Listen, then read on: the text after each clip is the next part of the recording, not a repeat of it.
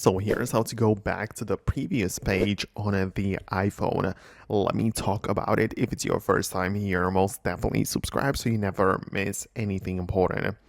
In a lot of cases, the previous page might refer to the previous browser page as you're browsing the internet. Well, in that case, if you're using built-in Safari browser, the easiest way would be to just either swipe left from the edge of the display and perform the swiping gesture, which, by the way, works across most of the iPhone apps.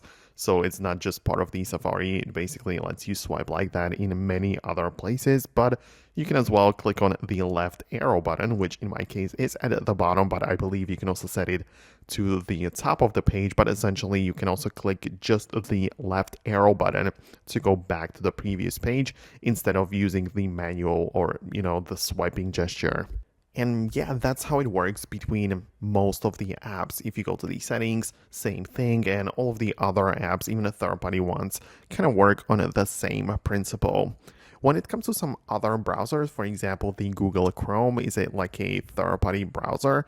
In that case, I'm not saying it's completely different, but it's just looking slightly different as well, because you can just swipe from the left edge as well. It basically uses the very same functionality and also has the arrows at the bottom, right? So it's even though it's not really an Apple developed app, it also has the very same design language, so you can always try to use that whenever you're trying to come back to the previous page.